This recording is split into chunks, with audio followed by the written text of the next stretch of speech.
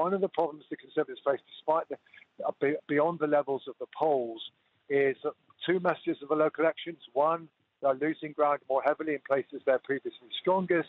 And two, some voters seem inclined to vote tactically for whichever Labour or the Liberal Democrats are better able to defeat them. All of this, one has to say, is almost a mirror image of what was the position before the 97 election, when indeed, all of this also then came to pass. So history is not bound to repeat itself, but history stands against Mr. Sunak being able to pull it off. Professor Sir John Curtice, everyone's favourite polling guru. How are you, John?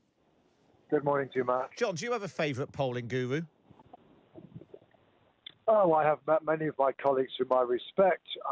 Jane Green, who commentates for ITV and has just taken over for me as president of the British Polling Council. Robert Ford, who writes very insightful articles for a newspaper you might prefer me not to mention. But sure, there are plenty of other talented colleagues around. So, John, to what extent is this a foregone conclusion? Could something happen over the next 6 weeks that defy the polls and surprise us all?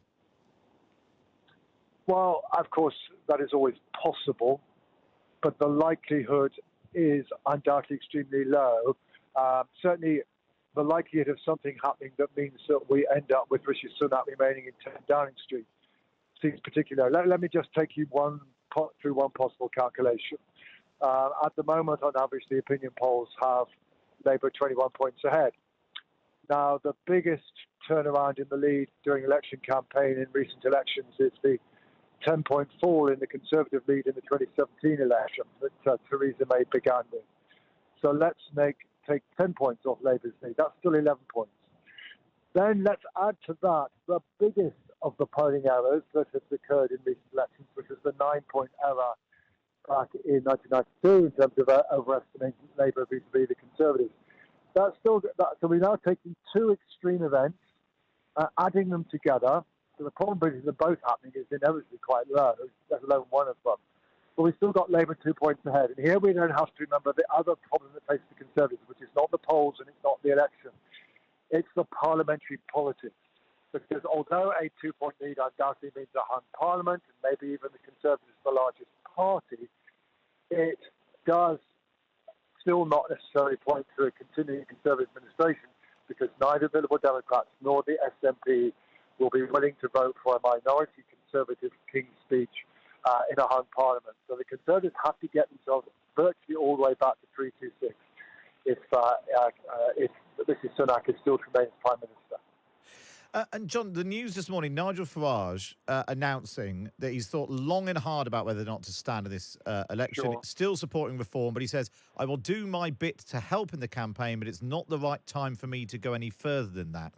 How significant is that in terms of deciding whether or not this is a bad result for the Tories or a catastrophic one?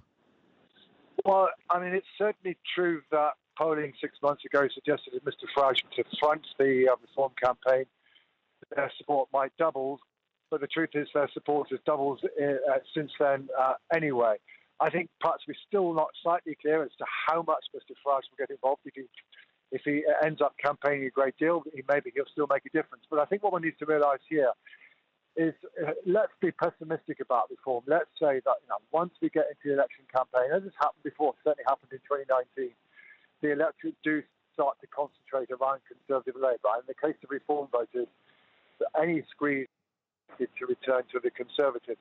But remember, Mr. Farage pulled the Brexit Party, the Reform Party's predecessor, out of Conservative-held constituencies back in 2019. Richard Tice is determined to fight those constituencies. So even if Reform are only fighting at, let's say, 5% nationally, that's probably going to mean at least 5% in most Conservative-held constituencies, up from zero last time. Those votes are going to come disproportionately from the Conservatives, and therefore it will make it more difficult for the Conservatives to hang on in the seats they're trying to defend. And one of the problems the Conservatives face, despite beyond the levels of the polls, is two messages of the local elections. One, they're losing ground more heavily in places they're previously strongest.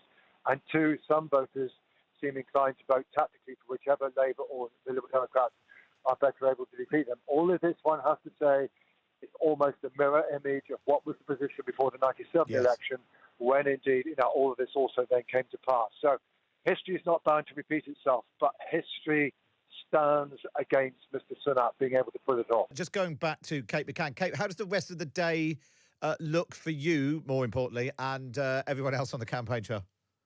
Well, we've had those events from the Prime Minister and from Keir Starmer this morning. They are the first taste, if you like, of how this campaign is going to go. And you could see from Rishi Sunak that he intends to put himself in front of as many, and I'm holding up my hands to say this, normal people, the people he thinks are going to decide this election or who will decide this election for him, as possible at those Q&A events. Keir Starmer was at a football club, continuing his visits to those kind of places.